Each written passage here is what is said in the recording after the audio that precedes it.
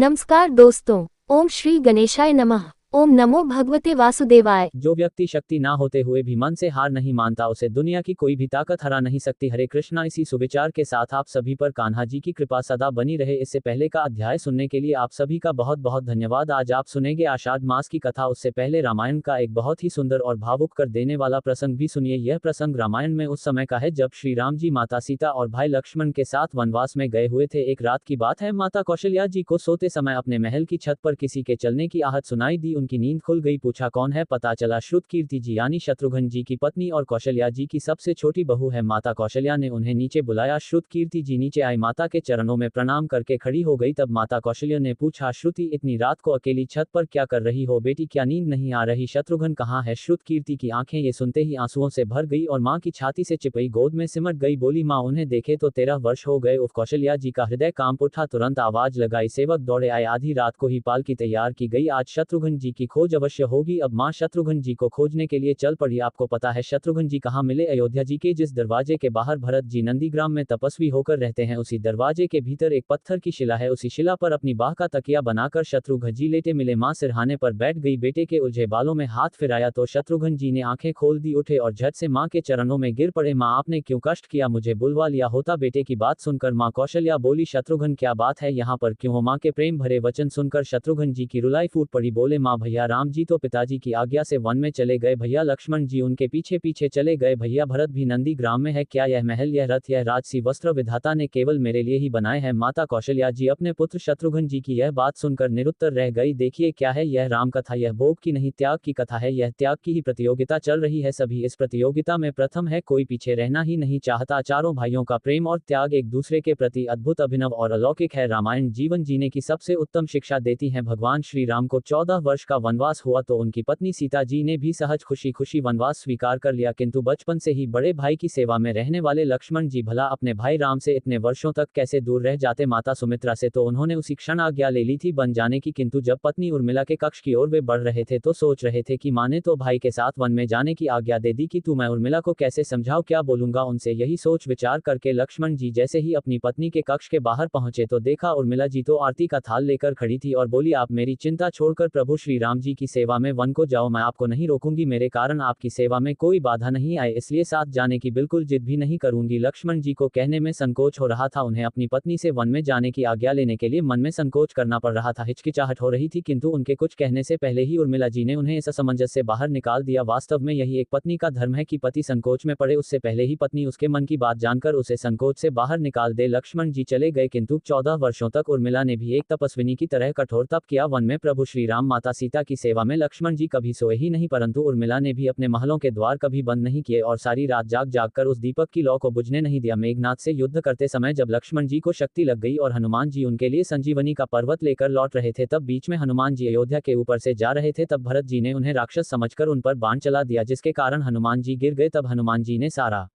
वृतांत भरत जी को सुनाया कि सीता जी को रावण हरक ले गया और लक्ष्मण जी युद्ध में मूर्छित हो गए हैं। यह सुनते ही कौशल्या जी कहने लगी कि राम को कहना कि लक्ष्मण के बिना अयोध्या में वापस लौटकर मत आना, अयोध्या में लक्ष्मण के बिना पैर भी मत रखना, श्री राम वन में ही रहे। माता सुमित्रा कहती है कि राम से कहना कि कोई बात नहीं, अभी शत्रुघ्न है, मैं उसे भेज दूंगी, मेरे दोनों पुत्र तो श्री राम की सेवा के लिए ही जन्म है। माताओं का प्रेम देखकर हनुमान जी की आंखों से आंसू की धारा बह रही थी, किंतु जब उन्होंने उर्मिला जी को देखा तो सोचने लगे कि यह क्यों एकदम शांत और प्रसन्न खड़ी हैं, क्या इन्हें अपने पति के प्राणों की कोई चिंता नहीं है? इनके पति मूर्छित हुए पड़े हैं, इनके पति के प्राण संकट में है, फिर भी यह मुस्कुरा रही हैं। तब हनुमान जी ने उनसे पूछा, देवी आपकी प्रसन्नता का कारण क्या है? आपके पति के प्राण संकट में है, सूर्य उदय होते ही सूर्य कुल का दीपक बुझ जाएगा। लेकिन उर्मिला जी का उत्तर सुनकर तीनों लोकों का कोई भी प्राणी उनकी वंदना किए बिना नहीं रह पाएगा। उर्मिला जी बोली, मेरा दीपक संकट में है, वह बुझ ही नहीं सकता। रही बात सूर्योदय की, तो आप चाहे तो कुछ दिन अयोध्या में विश्राम कर लीजिए, क्योंकि आपके वहां पहुंचे बिना सूर्य उदित हो ही नहीं सकते। आपने कहा कि प्रभु श्री राम मेरे पति को अपनी गोद में लेकर बैठे हैं, जो योगेश्वर प्रभु श्री राम की गोदी में लेटा हो काल तो उसे छू भी नहीं सकता, यह तो वह दोनों ही लीला कर रहे हैं। मेरे पति जब से बन गए हैं तब से सोए नहीं है, उन्होंने ना सोने का प्रण लिया था, इसलिए वे तो बस थोड़ी देर के लिए विश्राम कर रहे हैं, और जब भगवान की गोद विश्राम के लिए मिल गई तो यह विश्राम थोड़ा ज्यादा हो गया, जल्दी ही वे उठ जाएंगे, चिंता मत करो। और शक्ति मेरे पति को लगी ही नहीं, शक्ति तो प्रभु श्री राम जी को लगी है। रे पति की तो हर श्वास में राम है, हर धड़कन में राम, उनके रोम रोम में राम है, उनके खून की बूंद बूंद में राम है, और जब उनके शरीर और आत्मा में सिर्फ राम बसे हैं तो शक्ति राम जी को ही लगी, ना दर्द राम जी को ही तो हो रहा है ना। इसलिए हनुमान जी आप चिंता मत कीजिए, निश्चिंत होकर जाए, सूर्य उदित नहीं होंगे। राम राज्य की नींव जनक जी की बेटियां थी, कभी सीता जी तो कभी और मिला भगवान श्री राम ने तो केवल राम राज्य का कलश स्थापित किया था, किंतु वास्तव में राम राज्य इन सब के प्रेम, त्याग, समर्पण और बलिदान से ही संभव हो सका। जिस मनुष्य में प्रेम, त्याग, समर्पण की भावना हो, उस मनुष्य में तो श्री राम ही बसते हैं ना। अगर इस भागम भाग भरी जिंदगी में, इस व्यवस्थित भरी जिंदगी में कभी थोड़ा सा भी समय मिले ना, तो अपने वेद, पुराण, गीता, रामायण को पढ़ने और समझने का प्रयास अवश्य कीजिएगा। आपको जीवन को एक अलग नजरिए से देखने का और जीवन को एक अलग तरीके से जीने का एक हौसला जरूर मिल जाएगा। लक्ष्मण सा भाई हो, कौशल्या माई हो, स्वामी तुम जैसा मेरा रघुराई हो, नगरी हो अयोध्या सी, रघुकुल सा घराना हो, चरण हो राघव के जहां मेरा ठिकाना हो, त्याग भरत जैसा सीता सी नारी हो, लवकुश के जैसी संतान हमारी हो, श्रद्धा हो श्रवण जैसी सबरी सी भक्ति हो, हनुमत के जैसी निष्ठा और शक्ति हो। यह रामायण है, पुण्य कथा श्री राम की। प्रेम से बोलिए जय श्री राम। अब सुनिए आषाढ़ मास महात्म की आज की कथा। देवर्ष नारद से श्री ब्रह्मा जी इस प्रकार कहते हैं कि हे नारद, गौतमी तट पर जो विख्यात पुत्र तीर्थ है वह पुण्य तीर्थ कहलाता। उसकी महिमा के श्रवण मात्र से मनुष्य संपूर्ण अभिलक्ष वस्तुओं को प्राप्त कर लेता है। नारद, मैं उसके स्वरूप का वर्णन करता हूँ, सावधान होकर सुनो। जब दति और नू के पुत्र दैत्य और दानवों का देवताओं द्वारा क्षय होने लगा, तब दति पुत्र वियोग के दुख से मन में स्पर्धा लेकर अपनी बहन दन के पास आए और इस प्रकार कहने लगी, भद्रे, हम दोनों के ही पुत्र क्षीण होते जा रहे हैं। हम संसार में कौन सा ऐसा गुरुतर कार्य करें जिससे हमारा यह संकट दूर हो। देखो अदिति का वंश कितना संगठित और उत्तम है, उसका कभी क्षय नहीं होता। वह उत्तम राज्य, सुयश और विजय लक्ष्मी से सुशोभित है। अदिति की संतानों का वैभव और अभ्युदय देखकर मैं ईर्ष्या में दुबली होती जा रही हूँ। संभव है जीवित भी ना रह सकूं। अदिति के महान श्व पर दृष्टि डालते ही मैं अवर्णनीय दुरावस्था का अनुभव करने लगती हूँ। दाव नल में प्रवेश कर जाना भी सुखद है, किंतु स्वप्न में भी सौंत की समृद्धि नहीं देखी जाती। नू कहने लगी, भद्रे, तुम अपने गुणों से पतिदेव कश्यप जी को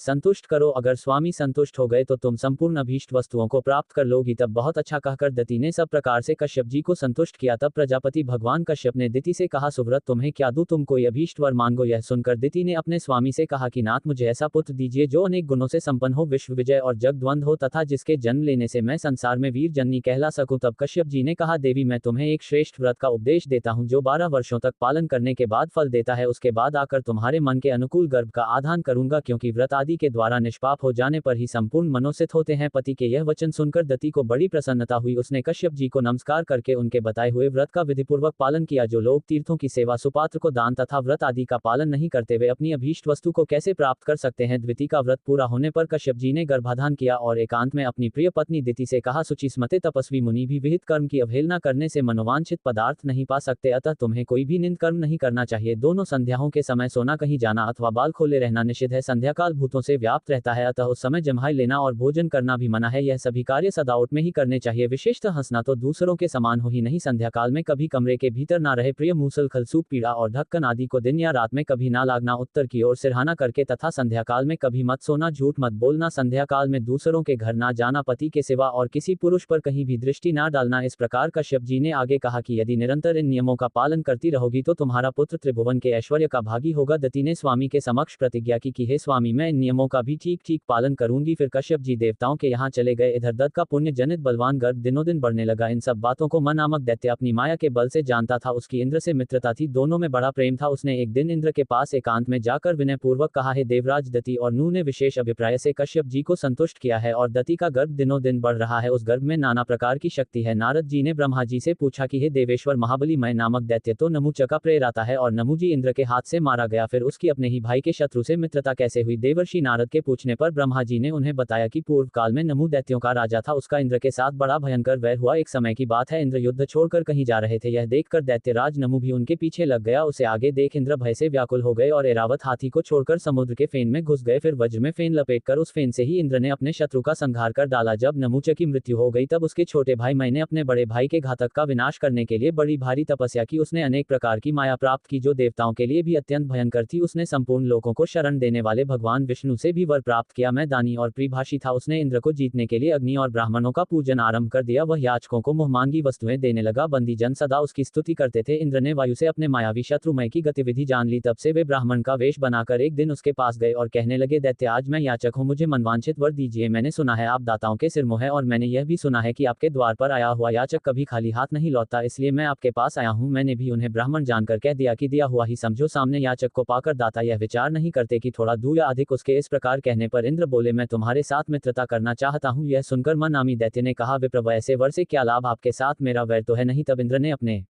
वास्तविक रूप को प्रकट किया। इंद्र को पहचान कर मैं के मन में बड़ा विस्मय हुआ, कहने लगा, यह क्या बात है, तुम तो वज्रधारी हो, तुम्हारे योग्य यह कार्य नहीं है। इंद्र ने हंसकर मको हृदय से लगाया और कहने लगे, विद्वान पुरुष किसी भी उपाय से अपने अभीष्ट कार्य की सिद्धि किया करते हैं। तभी से म के साथ इंद्र की गहरी मैत्री हो गई। मैं सदा के लिए इंद्र का हिताशी हो गया और मुनि उसने इंद्र भवन में जाकर सब बातें भी बताई, साथ ही इंद्र को माया भी प्रदान की। इंद्र ने प्रसन्न होकर पूछा, मैं बताओ अब मुझे क्या करना चाहिए। मैंने कहा, देवराज अगस्त मुनि के आश्रम पर जाओ, वहीं गर्भवती दति रहती है, उसकी सेवा करते हुए आश्रम में कुछ दिन बिताओ। फिर अवसर देखकर वज्र हाथ में लेकर दिति के गर्भ में प्रवेश कर जाओ और उस वज्र से बढ़ते हुए गर्भ के टुकड़े टुकड़े कर डालो, इससे तुम्हारे उस शत्रु का अस्तित्व ही मिट जाएगा। देवराज इंद्र ने बहुत अच्छा कह मय की प्रशंसा की और विनीत की भांति माता दति के पास गए। वहां जाकर दैत्य माता की सेवा में लग गए। उनके मन में क्या है इस बात का दति को कुछ नहीं पता था। उनके गर्भ में जो मुनि का मोह तेज था वह किसी के लिए भी दूर था। देवराज इंद्र गर्भ के भीतर प्रवेश करने की इच्छा से अवसर की प्रतीक्षा करते हुए बहुत समय तक वहां रहे। एक दिन द्वितीय संध्या का काल में उत्तर की ओर सिराना करके सो रही थी। इंद्र ने मन में कहा, यही अच्छा अवसर है। ऐसा कहकर वे वज्र हाथ में लेकर दिति के उदर में प्रवेश कर गए। गर्भ में जो बालक था वह आयुध लिए मारने की इच्छा से आए हुए इंद्र को देखकर तनिक भी भयभीत नहीं हुआ और कहने लगा, वज्रधारी इंद्र, मैं तुम्हारा भाई हूं, तुम मेरी रक्षा क्यों नहीं करते? क्या मुझे मारना चाहते हो? युद्ध के बिना अन्य अवसर पर किसी को भी मारने से बढ़कर भला दूसरा कोई पाप होगा क्या? मैं गर्भ से बाहर आ जाऊं तब तुम मुझसे युद्ध कर लेना, यहाँ आकर इस प्रकार मारना तुम्हारे लिए उचित नहीं होगा। बड़े लोग विपत्ति में पड़ने पर भी कुमार परत पैर नहीं रखते। मैंने ना तो अभी विद्या पढ़ी है, ना शस्त्र चलाना सीखा है और ना आयुध का संग्रह ही किया है। तुम तो विद्वान हो, तुम्हारे हाथ में वज्र भी शोभा पा रहा है। क्या मुझे समय तुम लज्जा नहीं आती? कुलीन पुरुष भी कभी कुत्सित कर्म नहीं किया करते। मुझे मारने से तुम्हें क्या मिलेगा? यश या पुण्य? गर्भ में आए हुए प्राणी इच्छा अनुसार मारे जा सकते हैं, किंतु इसमें कौन सा पुरुषार्थ है? भाई, यदि तुम्हें युद्ध से प्रेम है और तुम मुझसे युद्ध करना ही चाहते हो, मुझे मारना ही चाहते हो, तो निसंदेह चले आओ। ऐसा कहकर वह बालक भी इंद्र की ओर मुख का तानकर खड़ा हो गया और कहने लगा, इंद्र, मुझे मारने से तुम बलशाली, ब्रह्मघाती और विश्वासघाती कहलाओगे, यही तुम्हें फल मिलेगा। फिर किस लिए मुझे मारने को तैयार हुए हो? संपूर्ण चराचर जगत जिसकी आज्ञा के अधीन चल रहा हो वह मुझ जैसे अबोध बालक की हत्या करे, इसमें कौन सा यश और क्या पुरुषार्थ है? गर्भ का बालक यूं ही कहता रहा, किंतु देवराज इंद्र ने अपने वज्र से उस बालक के टुकड़े टुकड़े कर दिए। सच है, क्रोधात और लोभी मनुष्य को किसी पर भी दया नहीं आती। इतने पर भी गर्भस्थ बालक की मृत्यु नहीं हुई। तब सभी टुकड़े जीवित बालकों के रूप में परिणत हो गए और दुख से रोते हुए कहने लगे, क्यों मारते हो? हम तुम्हारे भाई हैं। किंतु इंद्र ने उनकी एक बात भी नहीं सुनी, उन टुकड़ों के भी टुकड़े टुकड़े कर डाले, लेकिन वे भी जीवित हो करने लगे, इंद्र, हमें मत मारो, हम तुम पर विश्वास करते हैं। इस समय माता के गर्भ में पड़े हैं और तुम्हारे ही भाई समान है। परंतु कौन सुनता था? जिनकी बुद्धि द्वेष से नष्ट हो गई हो, जिनके चित्त में करुणा का एक कण भी नहीं रह जाता। गर्भ के सभी टुकड़े हाथ पैर और नूतन जीव से युक्त हो गए, उनमें किसी प्रकार का विकार नहीं रह गया। उनकी संख्या एक से बढ़कर 49 हो गई। यह देख इंद्र को बड़ा विस्मय हुआ और वे टुकड़े सब के सब रो रहे थे। तब इंद्र ने उन्हें सांत्वना देते हुए कहा, मारुत अर्थात मत रो। उनके ऐसा कहने से ही उनका नाम मरुत हो गया। वे गर्भ में ही अत्यंत बलवान और महापराक्रमी हो गए। उन्होंने गर्भ के भीतर से ही मुनिवर अगस्त को, जिनके आश्रम में माता टिकी हुई थी, पुकार कर कहा, मुने, हमारे पिता आपके भाई हैं, वे आपकी मैत्री का बहुत आदर करते हैं और हम यह भी जानते हैं कि आपके मन में हम लोगों के प्रति बड़ा स्नेह है। तथापि आपके रहते हुए यह वज्रधारी इंद्र ऐसे कार्यों में प्रवृत्त हुआ है जिसे कोई चांडाल भी नहीं करता। गर्भ के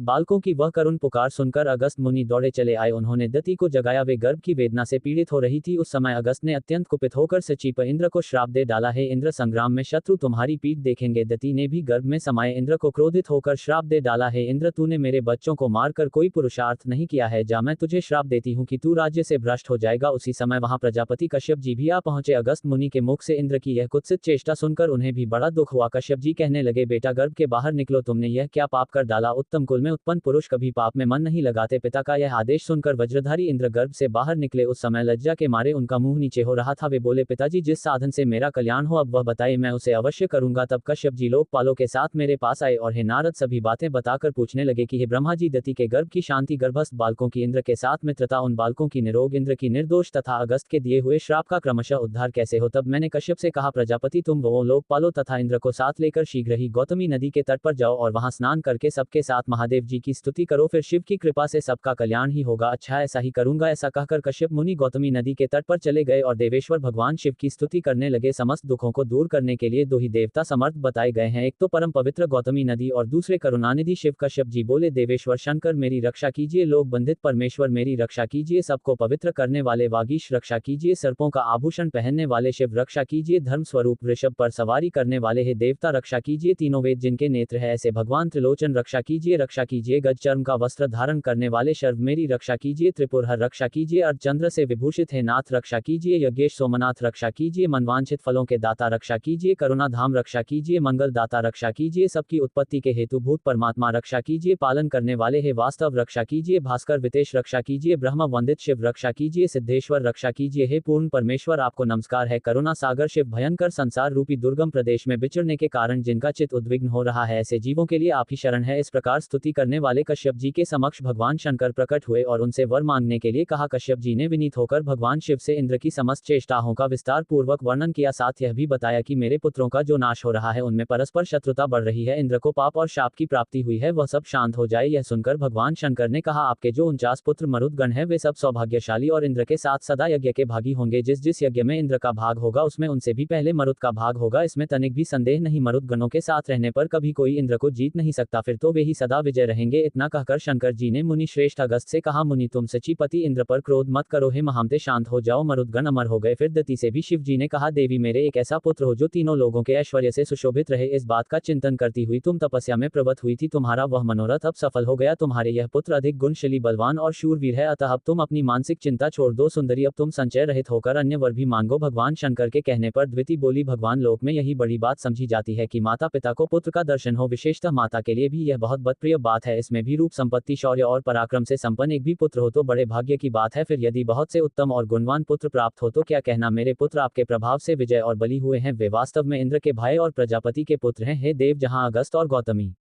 गंगा के प्रसाद के साथ साथ आपका भी प्रसाद प्राप्त हो, वहां शुभ होने में क्या संदेह है। यद्यपि मैं कथाथा हो गई फिर भी भक्ति पूर्वक आपसे कुछ निवेदन करती हूँ। देव मेरी बात सुनिए और संसार का कल्याण कीजिए। संतान की प्राप्ति संसार में दुर्लभ है, विशेषतः माता के लिए पुत्र का होना और भी प्रिय है। पुत्र भी यदि गुणवान धनवान और आयुष्मान हुआ तब तो भला कहना ही क्या। इस लोक और परलोक में उत्तम फल की इच्छा रखने वाले सभी प्राणियों को गुणवान पुत्र की प्राप्ति सदा ही अभीष्ट है, अतः वह स्नान करने से इस दुर्लभ फल की प्राप्ति हो सके, ऐसी कृपा कीजिए प्रभु। भगवान शंकर बोले, निसंतान होना बहुत बड़े पाप का फल है। स्त्री या पुरुष कोई भी यदि निसंतान हो तो वहां स्नान करने मात्र से उसके इस दोष का नाश हो जाता है, और जो इस स्तोत्र का पाठ करेगा उसे यहाँ स्नान करने का फल भी प्राप्त होगा। जो 3 मास तक यह स्नान और दान करता है उसे पुत्र की प्राप्ति होती है। पुत्रहीन स्त्री यहाँ स्नान करके पुत्र प्राप्त कर सकती है। रीति सनाता स्त्री यदि यहाँ आकर स्नान करे तो उसे अनेकों पुत्र प्राप्त होते हैं और वह 3 महीने के अंदर ही गर्भवती हो जाती है। जो पितृ दोष से तथा धन अपहरण करने के दोष से पुत्र लाभ से वंचित है उनके लिए यह गौतमी नदी परम उद्धार का कारण है। यहाँ पितरों को पिंड दान देने, रपण करने तथा कुछ स्वर्ण दान करने से निश्चय ही पुत्र होता है। जो धरोहर हड़प लेते हैं, रत्नों की चोरी करते तथा पितरों का श्राद्ध कर्म छोड़ देते हैं, उनके वंश की वृद्धि नहीं होती। जो पाप करके उसका प्रायश्चित किए बिना ही मर जाते हैं, उन सभी की यही गति होती है। जो तीर्थों का सेवन करते हुए जीवन बिताते हैं उन्हें श्रेष्ठ संतान की प्राप्ति होती है। जो दति और गंग के संगम में स्नान करके अनादि अपार अजय सच्चिदानंदमय लिंग स्वरूप ज्योतिर्मय तथा अनामय महादेव भगवान सिद्धेश्वर का अनेक उपचारों से भक्ति पूर्वक पूजन करता है, चतुर्दशी और अष्टमी को इस स्तोत्र द्वारा स्तुति करता है तथा यहाँ गंगा के तट पर ब्राह्मणों को अपनी शक्ति के अनुसार स्वर्ण देता और भोजन कराता है, उसे अनेक पुत्र प्राप्त होते हैं। यह संपूर्ण लक्षित वस्तुओं को प्राप्त करके अंत में भगवान शिव के धाम में जाता है। और जो इस स्तोत्र के द्वारा कहीं भी मेरी 6 महीने स्तुति करता है उसे पुत्र प्राप्त होता है। अगर उसकी स्त्री बंध्या अर्थात बांझ भी हो तो भी वह निसंदेह पुत्रवती हो जाती है। तब से उस तीर्थ का नाम पुत्र तीर्थ हो गया। वहां स्नान दान आदि करने से समस्त कामनाओं की पूर्ति होती है। मरुदगणों के साथ मैत्री होने के कारण उसे मित्र तीर्थ भी कहते हैं। यहाँ स्नान करने से इंद्र निष्पाप हुए थे, इसलिए वह इंद्र तीर्थ या शक्र तीर्थ भी कहलाता है। जहाँ इंद्र को अपनी खोई हुई लक्ष्मी प्राप्त हुई वह कमला तीर्थ कहलाया। यह सभी तीर्थ समस्त अभीष्ट पदार्थों को देने वाले हैं। भगवान शिव ऐसा कहकर कि यहाँ सभी कामनाएं पूर्ण होंगी अंतर ध्यान हो गए और फिर कश्यप आदि सभी लोग कृतकृत्य होकर जैसे आए थे वैसे ही लौट गए। हरे कृष्णा। आज के अध्याय में बस इतना ही। इसके आगे की कथा आप सभी अगली वीडियो में जरूर सुनिएगा। सभी भक्तगण बोलिए विष्णु भगवान की जय। अगर आपको ये कथा प्रसंग अच्छी लगी हो तो ऐसी ही और धार्मिक कथा प्रसंग को सुनने के लिए आप हमारे YouTube चैनल को सब्सक्राइब, लाइक और ज़्यादा से ज़्यादा लोगों के साथ शेयर करें। अपने विचार हमें कमेंट बॉक्स में जरूर भेजें। धन्यवाद।